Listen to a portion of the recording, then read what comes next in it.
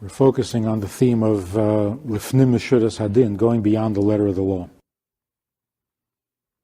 In the prayers that we say before going to sleep each night, there's a paragraph there in which we say, I hereby forgive anyone who angered me or annoyed me or insulted me or sinned against me, etc., etc., etc. Which is, at the face of it, a very nice way to end your day.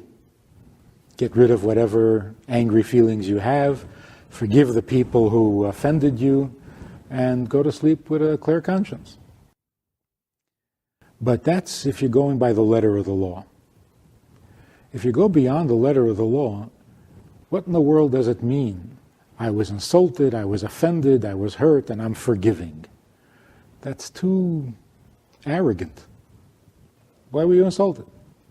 Why were you offended? Why? Because somebody said that you're not so good and you're not so smart? Being offended is already not acceptable. And to be so pompous about it and say, and now I forgive you, that's so arrogant. That's so egotistical. Particularly, it goes on to say, whether it was in this incarnation or a previous incarnation.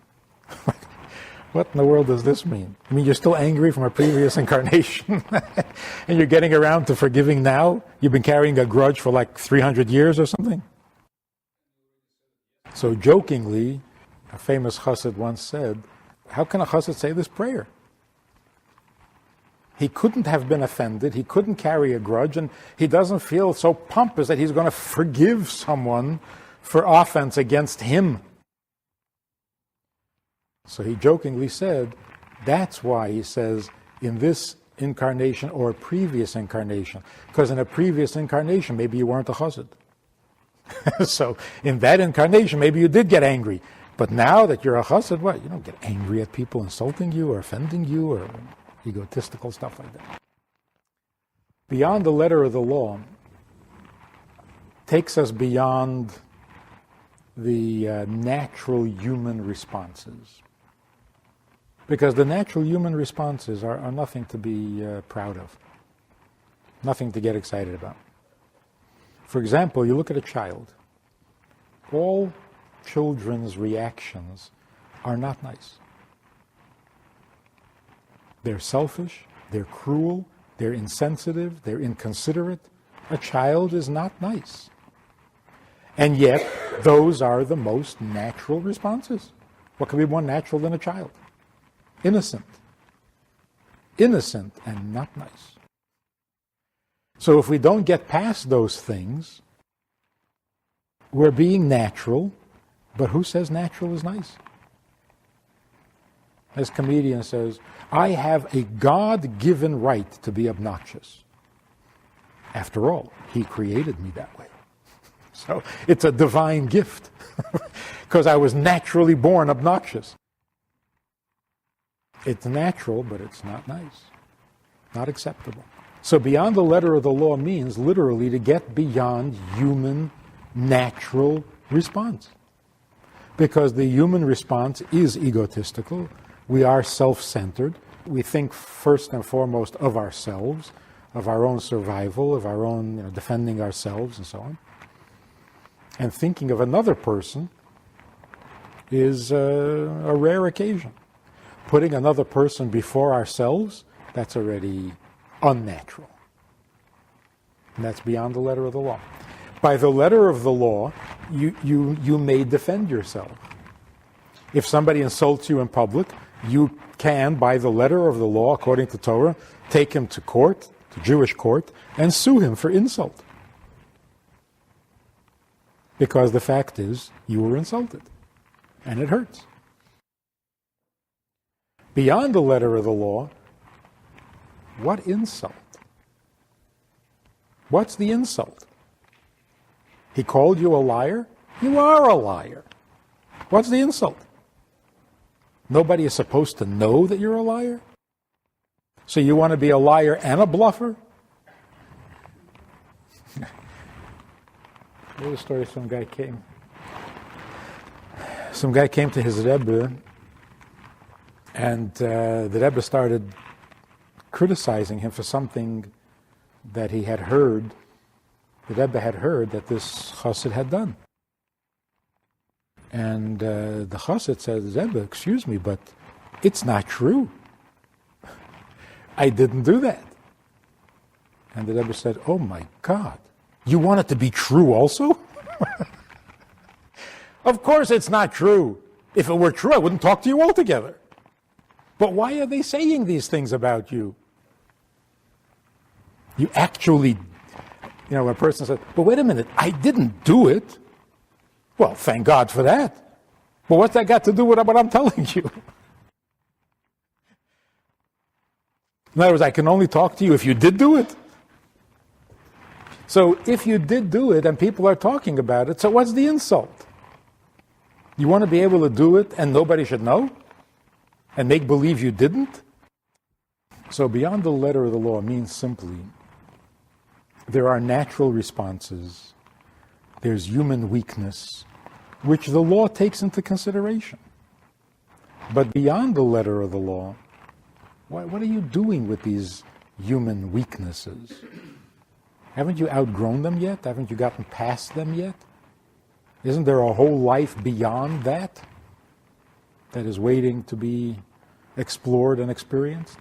So yeah, the letter of the law is very important because the law deals with what we are and who we are. But isn't the whole name of the game to get beyond that? So although beyond the letter of the law seems to be way above and beyond all obligation, it's not really. Because if we never get beyond the letter of the law, we haven't gone anywhere.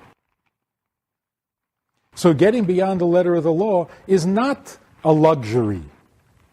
It's the whole point of everything. If you don't get beyond the letter of the law, where have you gotten? What have you done? You simply went through life? That's not really acceptable. So beyond the letter of the law, after the Baal Shem Tov, has become obligatory. You've got to go beyond the letter of the law. And again, it's not that if you finish the law, if you're perfect with the law, then you go beyond the letter of the law. It's not like that.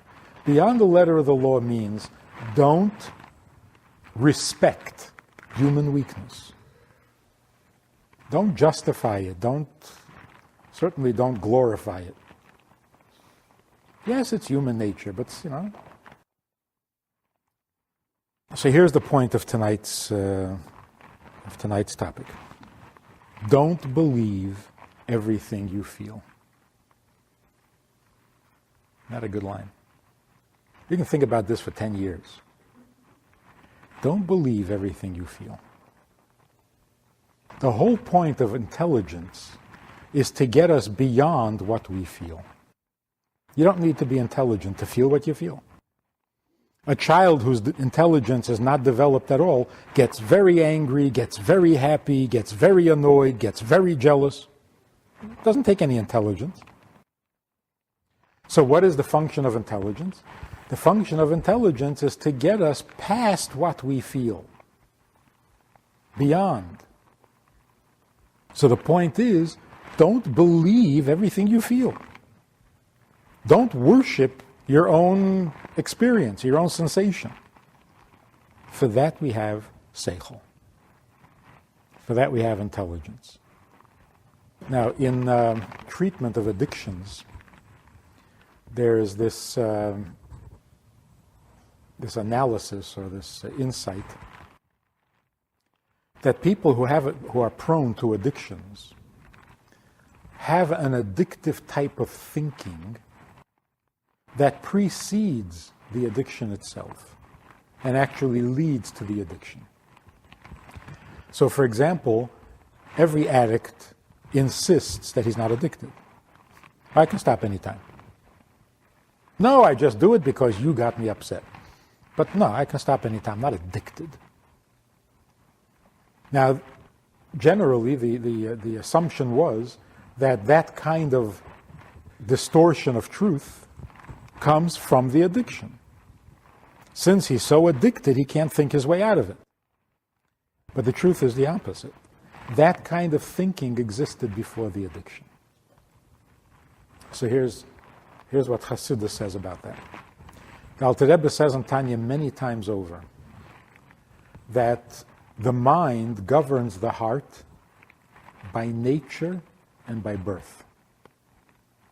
In other words, we are created this way. It's not something we accomplish if we're special or noble or work hard at it. It is the condition of the human being by birth that the mind controls the heart. So what does this mean? It actually exists on a number of levels. The mind controls the heart could mean that when the heart wants to get in trouble, the mind stops it. That's one way. The mind controls the heart can be even more significant in that what will the heart in fact feel? Only what the mind will permit. So it's not just damage control, that when the heart is getting in trouble, the mind can stop it, but that the mind actually feeds the heart, informs the heart, and decides what the heart is going to feel and what it's not going to feel. So, for example, paranoia, unwarranted fear, most people don't have it. Why? Because your mind won't allow. Your heart wants to be afraid of the boogeyman, but your mind says, there is no boogeyman. So no, you can't be afraid of it. What is an irrational fear? An irrational fear means the heart does what it wants, and it doesn't matter what the mind says. And people will actually say that. I know there's nothing to be afraid of, but I'm afraid anyway. That's not the way a human being is supposed to be. If the mind says there's nothing to be afraid of, then the heart should stop, because the mind governs the heart. Well, let's just begin from the most fundamental, from the most basic significance of the mind controlling the heart. The mind controlling the heart means something like this. We basically have a 12 or 13 year disadvantage for the mind, because for the first 12 or 13 years, we function purely on emotion. As the emotions are growing and getting stronger and deeply ingrained and habitual and so on, the mind is first beginning to develop. By the time the mind is developed, the emotions are well entrenched. And they're already accustomed to having their way. The danger is this.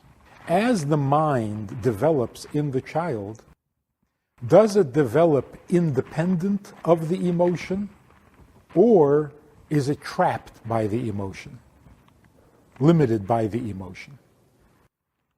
One of the worst habits that a child can get into is fabrication. When you say to a child, why did you break that? And he says, I didn't. And he just did it right in front of your eyes. He broke it. And he said, I didn't. That's a very scary thing. Because it could be the child is simply lying, which would be bad enough. It could also be that the child actually believes it. He actually believes that he didn't do it. Why? Because he doesn't want to believe that he did it. So he didn't do it. Which means that his feelings dictate his thinking. That's called an addicted mind. That's called addicted thinking. What is the addiction? The mind is addicted to the feelings.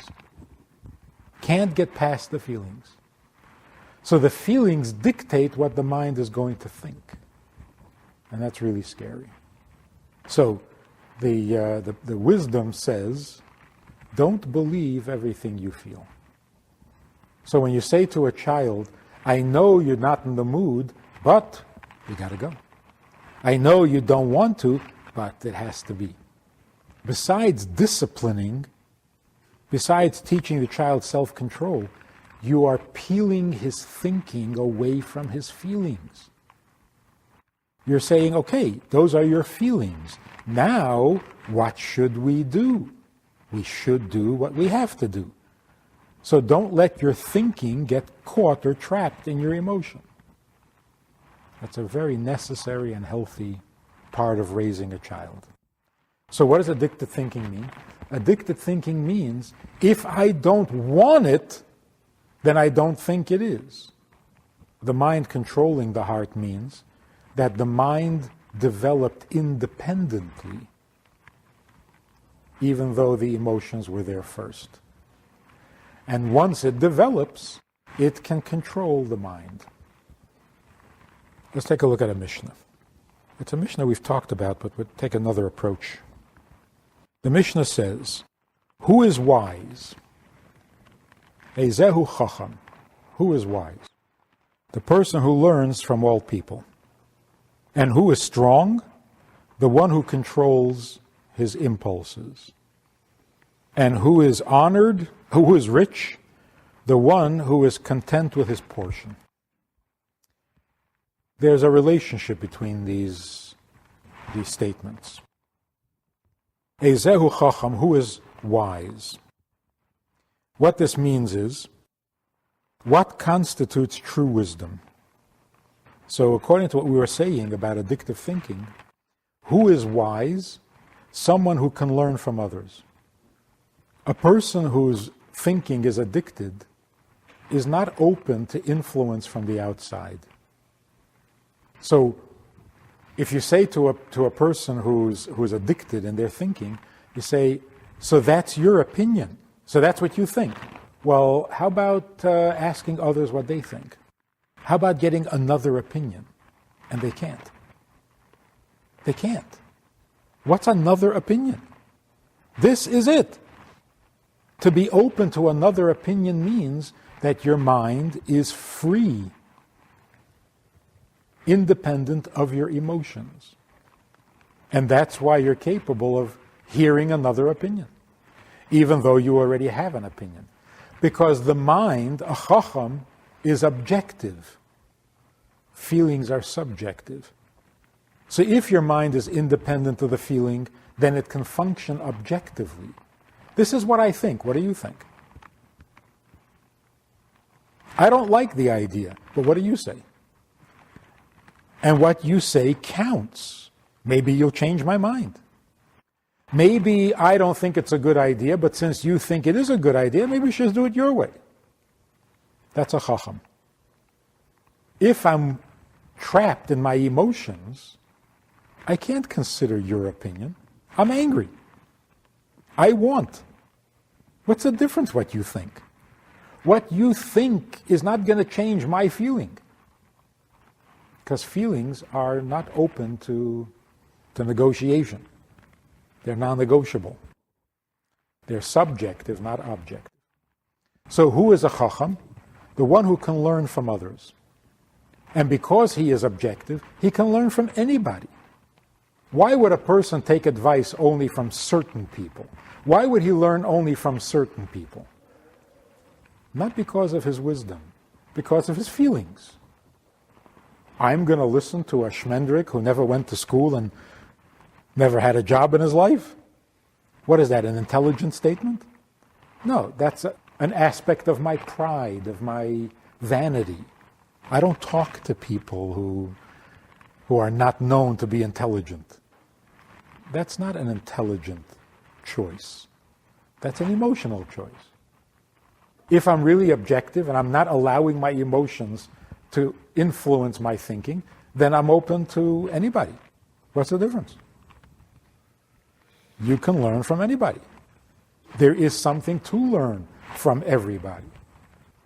It's beneath your dignity? That's emotional. That's not intelligent. So if a person is a chacham, which means his intelligence developed independently of his emotions, then he will learn from everybody. So that's a description of the function in the mind. But of course, the function of the mind alone is pointless. So you're a chacham, now you know. Then what? In fact, that itself can become a trap. There are people who are trapped in their mind, not by their emotions. They're trapped in their mind in order to avoid emotions. So, for example, you say to a person, I can't believe the way you behave. aren't you upset by your own stinginess or by your own jealousy? Because look at you, you're so jealous, and the person says, I know that. What does that mean? I know that. Well, if you knew that, why aren't you doing anything about it? I know that means I'm stuck in my mind. My knowledge is my defense. I don't have to be upset about my failings because I know. This is the most frustrating thing. You talk to somebody and you try to make them see that they should be different and act different. They say, oh, I know that. Why, you don't think I know that? I know that. And that's it. That's the trap. Knowing that they have the fault means that they don't care about it. So they stay away, they protect themselves, they avoid emotion by knowing. Well, tell me something I don't know. Why do I have to tell you something you don't know? I'm telling you something you do know. Do something about it. No, I know that. For example, in the Addictive Thinking, a guy comes, an alcoholic, comes to you and says, my life is a mess. I'm in such trouble. They took away my license, they took away my credit cards, they took away, my wife is leaving me, I'm in big trouble. My life is so messed up. Can you help me? You gotta help me. So you say, well, the first thing is you gotta stop drinking. He says, oh, don't start with that. Everybody, look, that's not the problem, okay? I know that. Tell me something I don't know. You don't need to know something you don't know.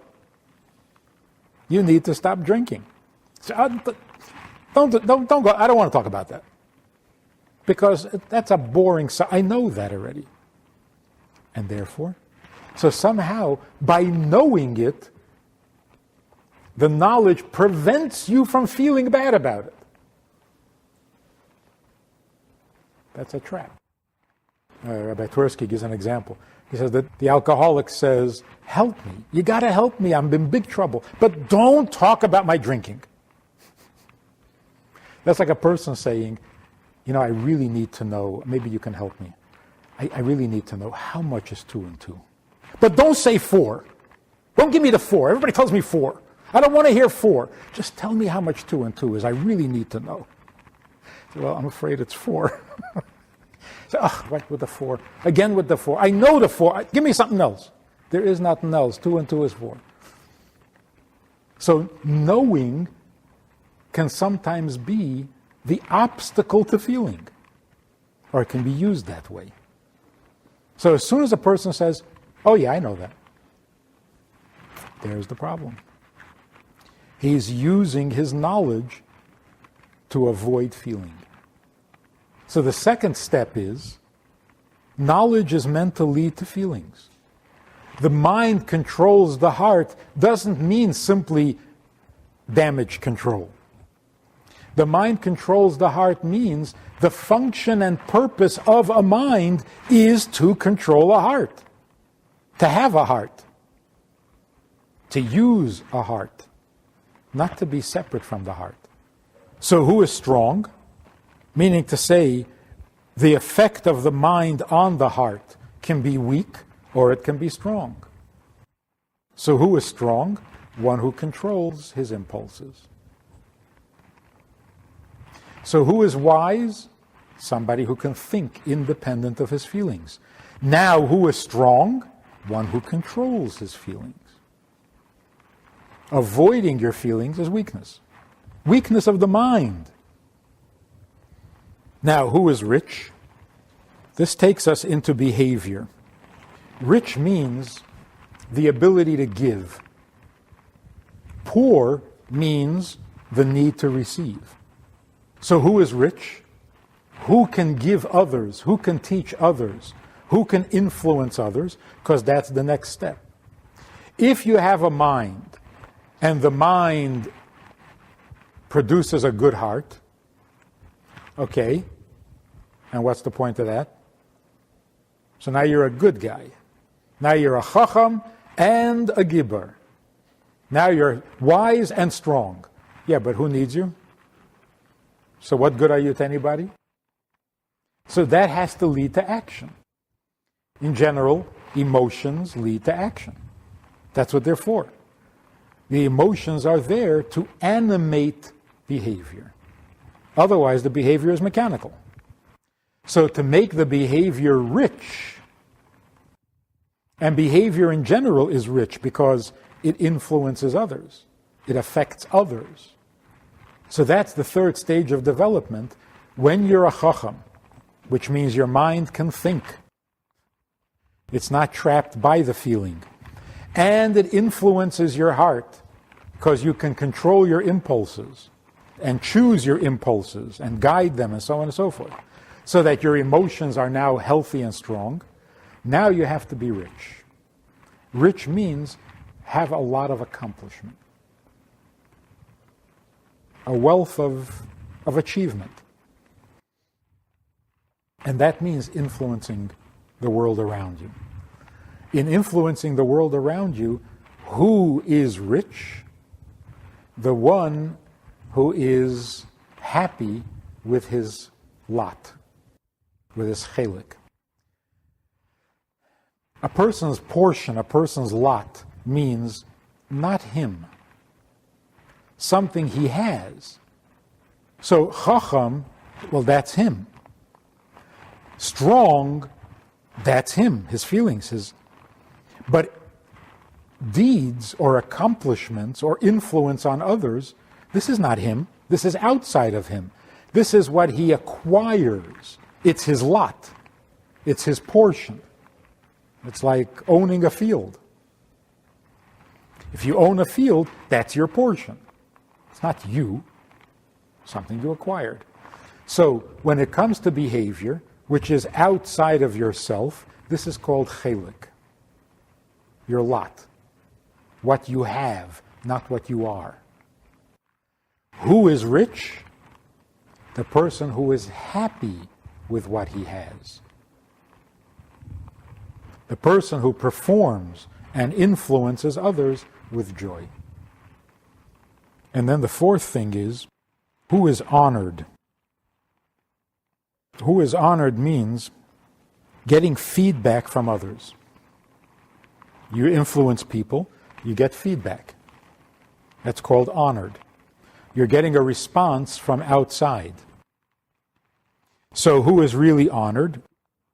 What is the next step in the structure of a human life, of a human being? It's who is really honored? The one who honors the creation. So if chacham refers to chachma, and a gibar, strong person, refers to emotions, love, fear, kindness, and so on. If wealth refers to influencing others, having an effect on others, then honor would refer to the attribute of malchus, of royalty. Obviously, a king is honored. But the attribute of malchus is the most external, the least essential to the human being. The human being can live alone on an island. So getting feedback from others or being honored from others, this is like the final touch, the finishing touch on a person's life, but not an essential part of who he is. That's called malchus. And in malchus, there are two parts. There's the fact that you are being honored, a king gets honor, but also a king has to be completely and totally humble. As God said to Moshe, and Moshe said to Yeshua, you are the leaders. But when I appoint you leaders, you think I'm giving you authority?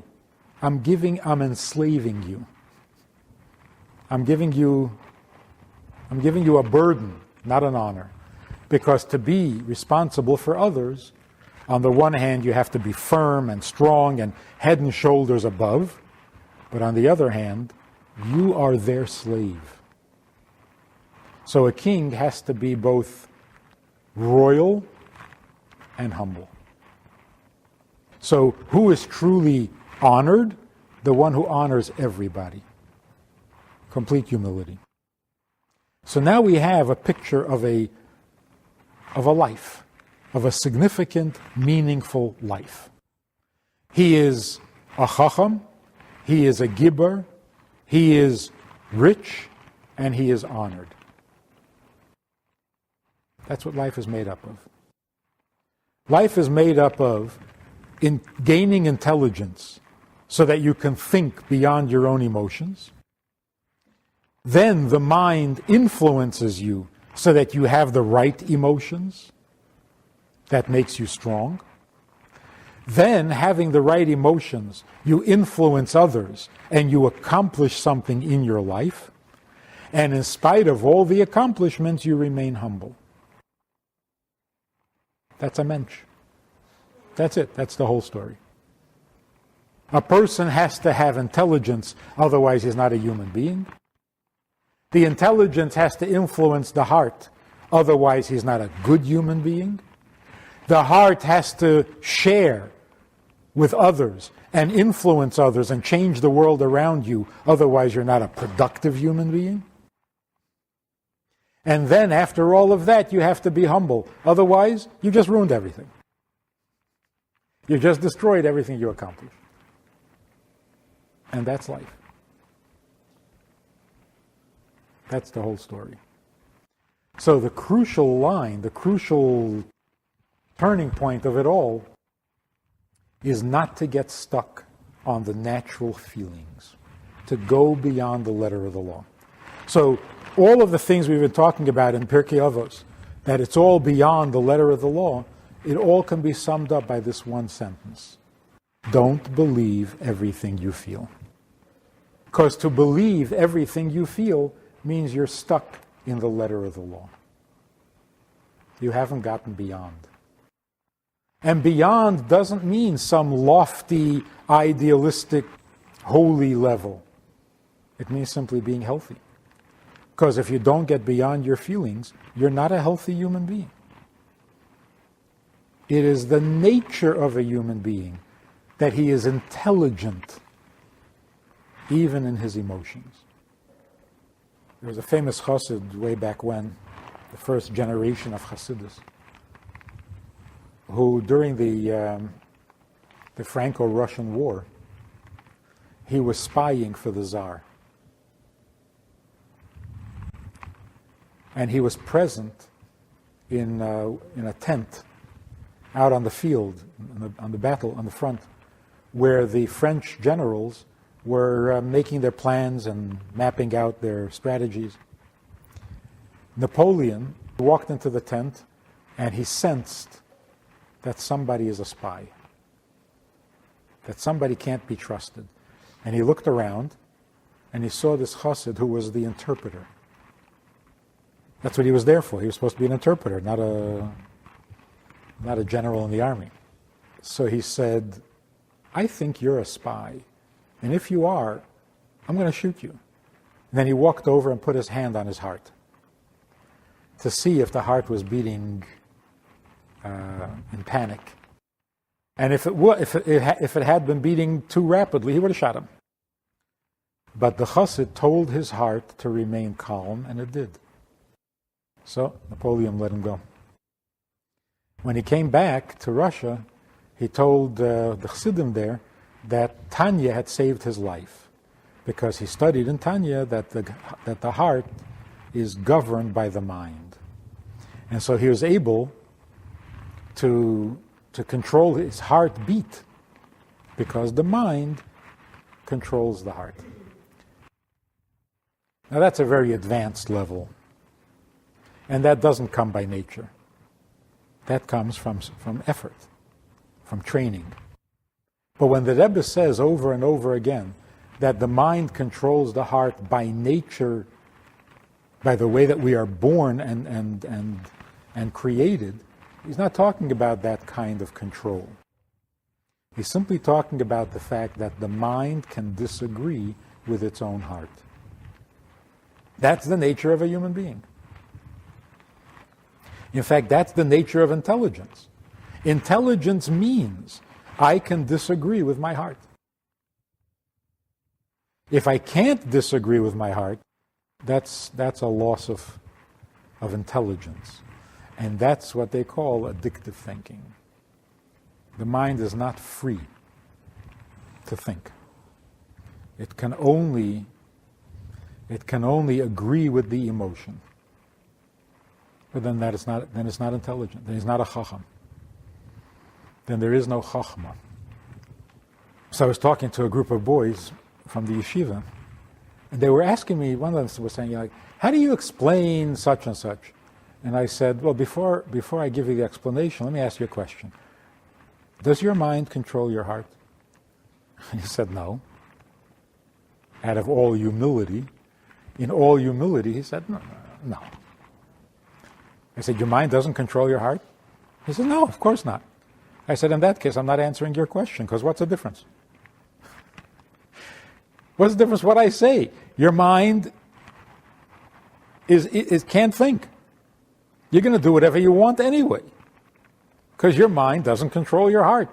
So you're asking me, why should you? Why do I have to? Doesn't matter what I say. It's a waste of time talking to you.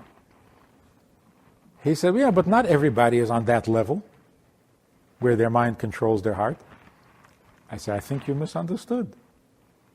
Doesn't it say in Tanya, the mind controls your heart by nature? So what does it mean not everybody's on that level? Everybody is on that level. Everyone is created that way, that the mind controls the heart. If the mind is not controlling the heart, it simply means that you haven't grown up. And that's, of course, that's what explains how you could talk to somebody and explain something to them, and they understand it, and they agree with you, and it does nothing. Nothing changes. Or you talk to somebody and you explain something to them, and, well, yeah, I hear what you're saying, but what? Yes, but they don't have an objection. They just don't want to hear it, so they don't hear it. It's called addictive. That's addictive. So I said to these boys, I said, I'm not going to answer any of your questions. I'm going to just waste my time. And by the way, I don't think you should ever get married. How could you get married? You're going to have a person in your life who's going to have another opinion? You can't handle that. Like we were saying before, a person whose mind is independent can say, this is what I think, but what do you think? A person whose mind doesn't control his heart, there can't be another think. There's only one think, and that's it. So just to be able to have a friend, to be able to take advice, to be able to hear somebody, your mind has to control your heart. This is not a lofty level. This is not reserved for tzaddikim. This is simply human beings, Mensch. And yet it's beyond the letter of the law. Because by the letter of the law, you're entitled to your feelings. They're natural, they're legitimate, you were created that way, no problem. And I think that this is what we mean when we say raising children. Why raise them? There's a level in which they exist and function. It's not like you have to create them. They exist. They have personalities, they have needs, they have demands, they have strengths, they have weaknesses. It's a whole, a lot of stuff going on. So what is your job? Your job is to raise them. Raise them from where they are to a level higher than that. Get them beyond themselves. Get them past their own feelings. Get them to know that they can't believe everything they feel. That's called raising. If you cater to their feelings, you're not raising them. That's called indulging. Indulging does not raise. Stay on the same level. So what is wrong with indulging children? What's wrong is that they will remain children forever, because you're not raising them above it. And the argument or the appeal is, well, that's nice. That's their nature. Don't tamper with their nature. They are naturally angry children. Let them be. They're naturally jealous and competitive. Let them be. Cater. But there's a nature beyond that. It is also natural that the mind controls the heart. Of course, that comes a little later in life. It comes when you're 12, when you're 13, when you're 40. But that's also natural. So to say, I don't want to tamper with their nature by making them intelligent, that's not tampering with their nature. That's completing the picture, raising them from the minimal level of their nature to the true level of their nature. The nature in which the mind controls the heart. That's the nature of an intelligent human being. So, let's go over it again. Who is a chacham? Which means who has intelligence? A person whose intelligence is free of his emotions, and therefore he can learn from everybody. Now, who is strong? And strength, of course, refers to emotions. You don't generally say he's got a very strong mind. Not a strong mind. You can have a bright mind, a quick mind. Strong? Strength generally refers to emotions, because emotions are intense. So, who is strong? Whose emotions are good? Someone who can control them, who can control his impulses, which means the mind now controls the heart. And that makes him strong. Who is rich? Who has a wealth of achievement and accomplishment? A person who is happy with his lot. He is happy in influencing others and in making a difference in the world around him. He doesn't resent going outside of himself, but does it happily. So everybody has an influence, but so in that sense everybody is rich, but who is truly rich? The one who influences the world around him with joy. Because here too, we can get caught in a trap. If I really am so smart, and I'm really so strong, I'm a very healthy human being. Strong of mind and strong of heart. What else do I need? I can very easily be content with that. And if I'm forced to go beyond myself and pay attention to others and do for others or for things outside of myself, I will do it resentfully. I'm comfortable with me. I'm good. Why do I have to worry about you? So there are people who actually resent being wealthy. They don't want to have a portion in the world. They're happy with themselves. So not everybody is happy with their portion. Some people would rather not have a portion. Not they want a bigger portion. That's the simple meaning. The simple meaning is if you're happy with how much you have, then you're rich. Because most people are never happy. They always want more. Here we're talking on a different level. Having a portion means going outside of yourself. Not everybody wants to do that. If I feel inadequate, if I feel like I'm not smart, and I'm not emotionally stable, then yes, then I want to reach out to others. I want to show at least that I can accomplish something and prove myself. But if I'm happy within myself, because my mind is good, my heart is good, what do I need you for? I have to worry about whether your mind is good, your heart is good, whether you're happy. I resent that. Leave me to myself. I have to?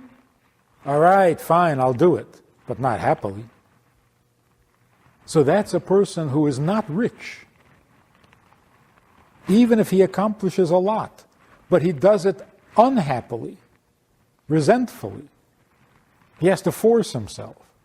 So he will amass a lot of achievement, and he will be wealthy, but that's not the real wealth. So who is truly wealthy? Someone who is happy with his lot.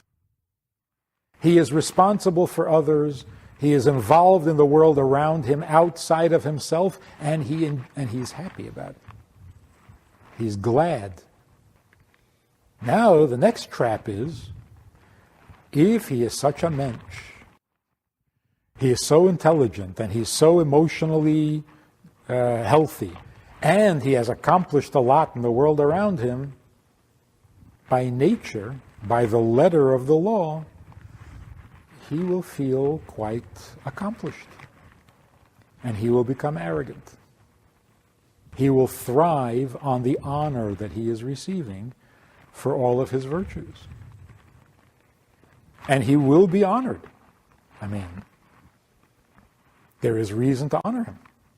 People will honor him. But who is truly honored? Who doesn't get trapped by the honor? Who is not destroyed by the honor? The one who honors others because he remains humble. So here are the pitfalls and their avoidance. The first pitfall is your mind develops according to your emotions. That's bad news. The mind has to develop independent of the emotions.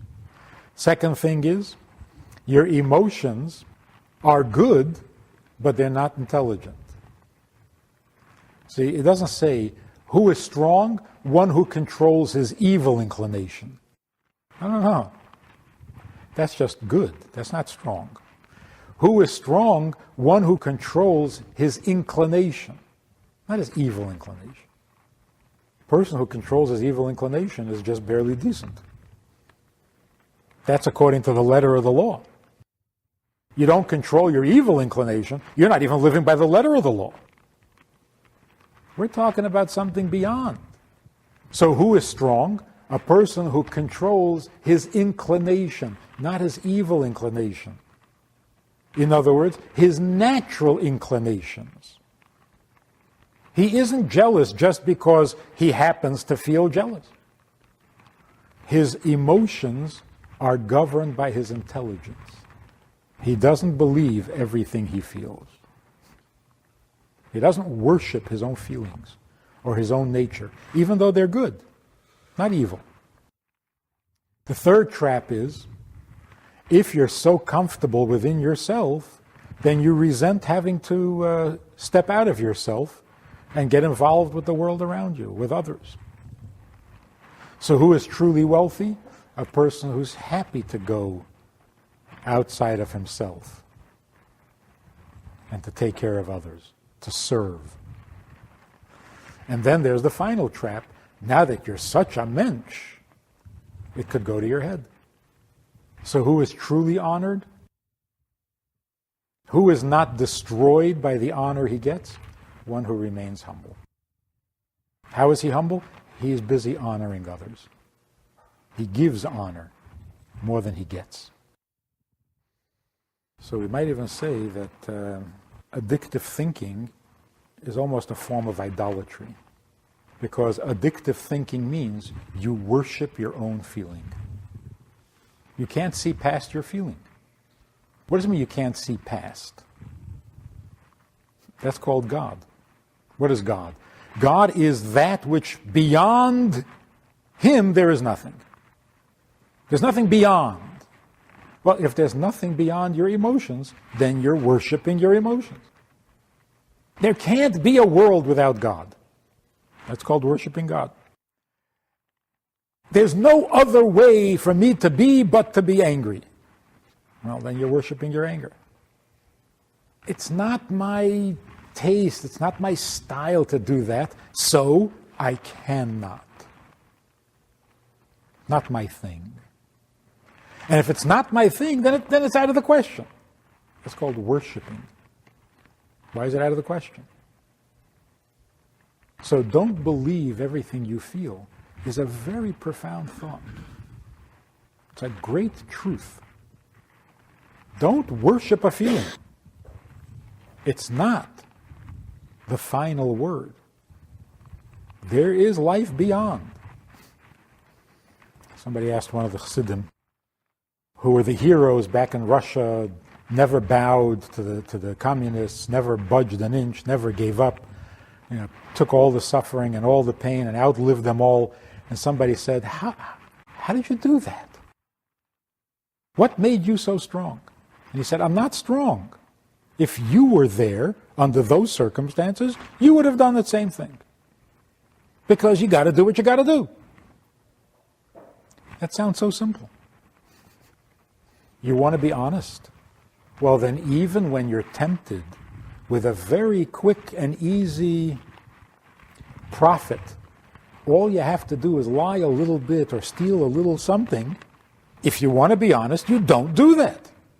Yeah, but it's tempting, it's so easy. Yeah, but if you're honest, you don't do that, right? If you really are a God-fearing Jew and Shabbos is holy, then you don't work on Shabbos. Yeah, but Stalin... So, but if Shabbos is Shabbos, you don't work on Shabbos. In other words, what is the end of the line? What do you worship? When a person says, if Stalin is going to get upset, then I have to do what he says. That's worshiping him. I have to. You can't think past that. That's the bottom, ultimate, final statement. Don't worship that. When a person says, "No, I can't teach. I'm not a teacher. I'm bashful. No, I can't." If you have to teach, you teach. If there's a need, there's a demand, where there is no b'makom she'ein ish, where there is no man, be a man. But I'm not a man. So get beyond it. Why is that the final statement? Why is that the bottom line? I'm not a man. Yeah, I know that. But we need a man, so be a man. No, I can't. That's called trapped. And when you feel trapped by something, it's a little bit idolatrous. You're saying that that's the bottom line, the ultimate reality, the ultimate truth. I am not a man. I can't. I'm not. Make believe you are and do it. No, but you're worshiping it. You're worshiping a limit that you created, which may be there. It is a limit. You are not a man. That's the letter of the law. So get beyond it. I'm not a hero, I'm not brave, but under the circumstances, somebody's got to do it, so do it. But it's not me. That's true. It's not you. But don't worship what you feel. Don't believe your own feeling. Not that it's not there. The feeling is there. But don't make a getchka out of it. Don't make an idol out of it. So there is this natural border. So go beyond the natural. Let's go beyond the letter of the law. So ultimately, what are we left with? Beyond the letter of the law means there's only one God. Make sense? There's only one God means there's only one thing that is absolute beyond which there is nothing. And it's not your personality. And if you believe that your personality is the final word, and beyond that there is nothing, you're worshiping your own feeling. You're stuck in the letter of the law. It's not good enough. Make sense? That's actually the function of these weeks between Pesach and Shavuos, where we go through all the motions week by week. What are we doing? There's kindness, and there's severity, all right? And you can't just leave them the way they are. You've got to examine them, take them apart, see their components, and master them. Mind controls the heart. So it's simply a growing up thing. Before we can receive the Torah on Shavuos, we first have to be intelligent. What is intelligent? Intelligent means the emotions don't just exist. I got to take a look, check them out, see what I like, see what I don't like, see what I agree with, see what I don't agree with. So counting the emotions, examining them, that's the function of a human being. That's the function of intelligence. So let's see. I have kindness. What is it made of? How many parts? Just looking at them is already intelligent. I'm hoping someday somebody is going to gather everything that is written in Hasidus about the faculties of the soul. Because nobody pays attention.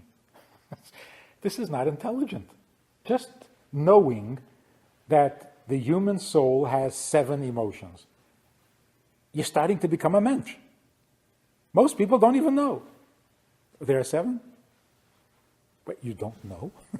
You never even counted your emotions, never mind control them. The first thing you got to do is at least count them, see if they're still all there.